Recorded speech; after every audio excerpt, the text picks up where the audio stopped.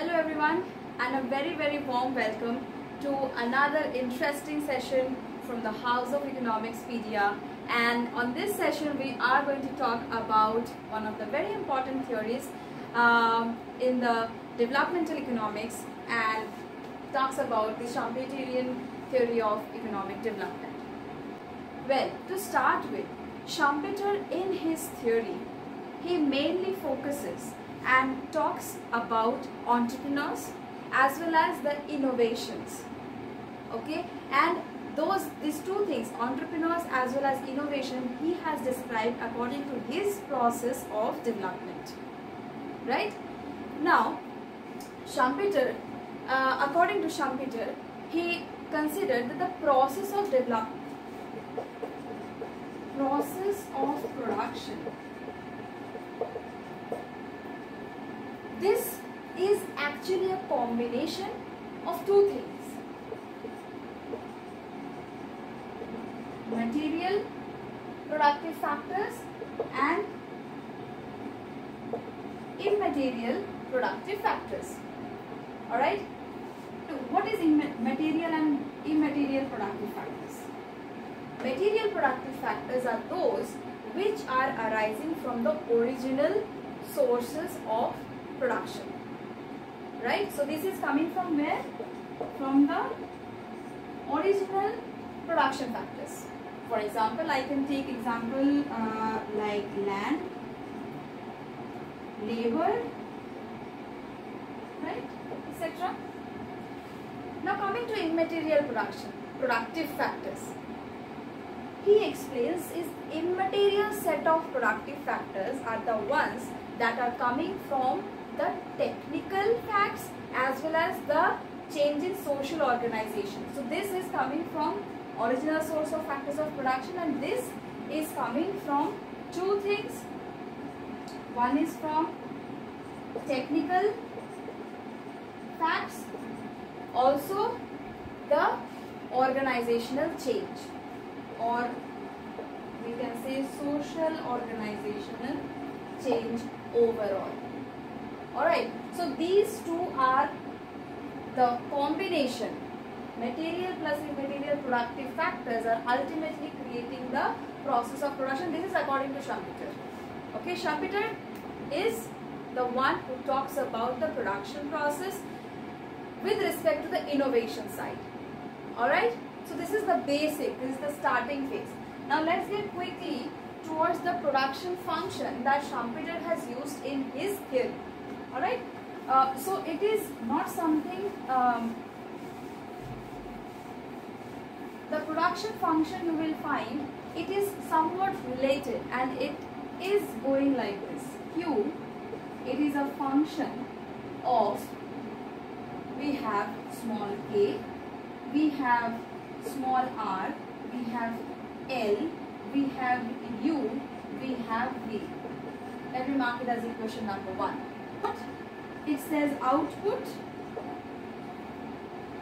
K, this small k here, this is the Schumpeterian concept of the production process that Schumpeter has explained.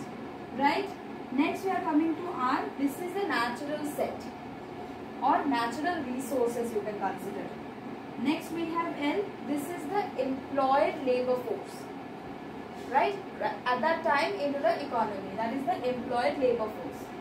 Next we have U and V. So U and V are quite important to understand. I hope it is visible. Alright. U and V. U talks about the societal knowledge. Right? So this is the knowledge we can consider.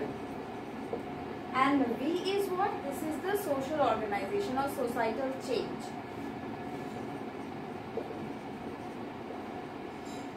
Okay, so these variables are ultimately creating and making up the production function that Schumpeter has considered in his theory.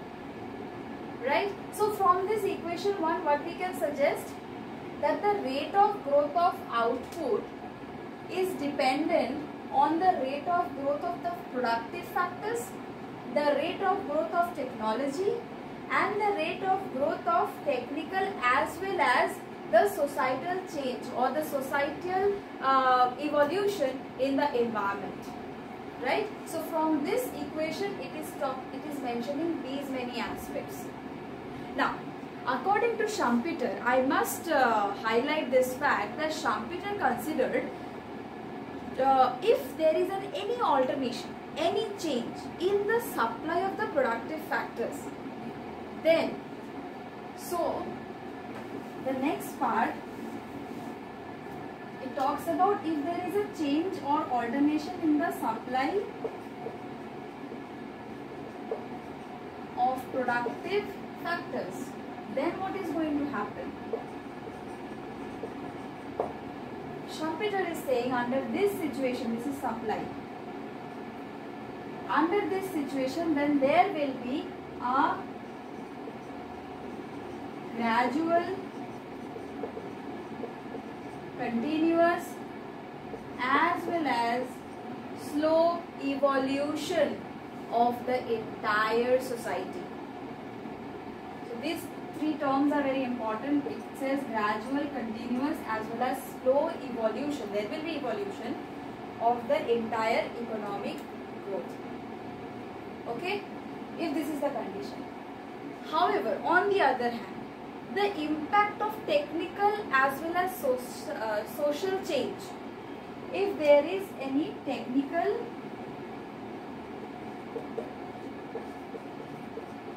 and let's say social change occurs, then what is happening? Then Schumpeter is talking about there will be a spontaneous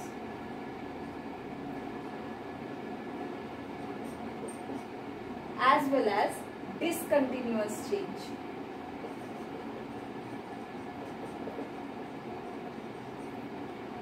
Discontinuous change in the economy or in the growth of the economy. You can consider it as in the growth of the economy. Okay, so on the basis of these two influences, we can say Schumpeter, on the basis of these two influences, what happened is Schumpeter distinguished two components for the dynamic evolution of the economy. Right? So now we are talking about the two dynamic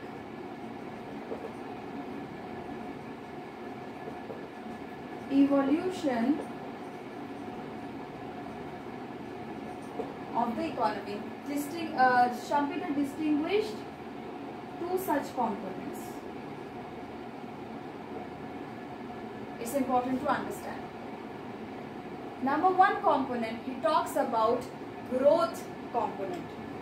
So, number one,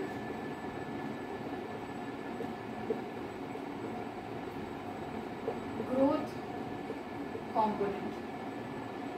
Under growth component, Schumpeter mentions if this growth component is actually arising due to gradual, continuous as well as slow process of the evolution of the economy, which is arising due to changes in the supply of the production factors. That is the growth component. And number two component that he distinguished is the development component.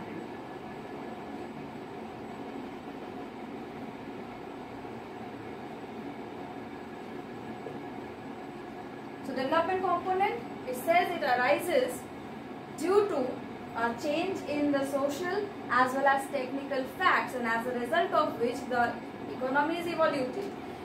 The evolution in the society is going on, definitely, but it is going on as a spontaneous as well as a discontinuous way.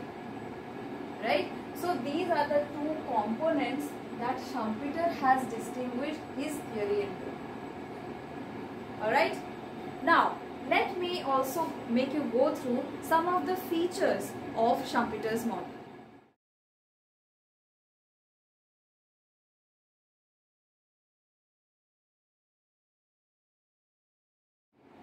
So, the four features of Schumpeter's theory. Number one, to start with, we have circular flow, or we can call it a continuous flow. So what is this circular flow?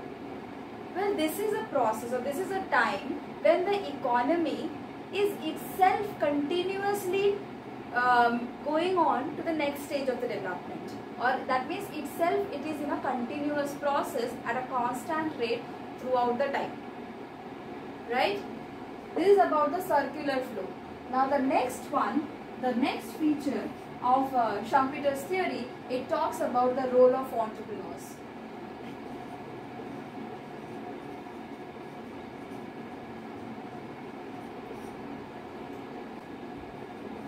Third one, it talks about cyclical process,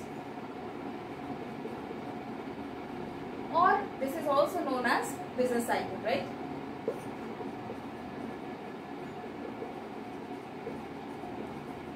Business cycle. And the fourth one, the last feature of Schumpeter's model, is the end of capitalism.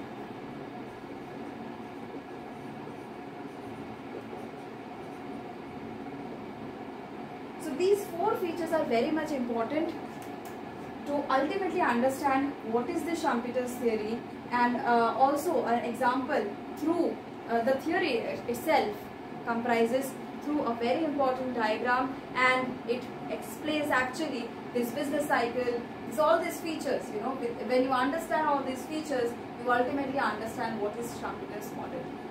So you can contact to us if you are willing or seeking to get a detailed concept or the full concept of the Schumpeter's model. The details are appearing on your screen. Feel free to contact us, and of course you can get the study material. For that, just contact below, or you can also write in the chat box what is the next topic from the development economics that you want to understand and learn.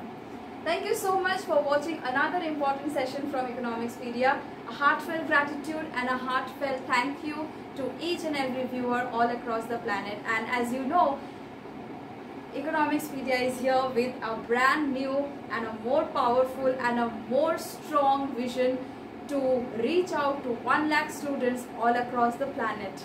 Thank you so much for the support. It's unbelievable.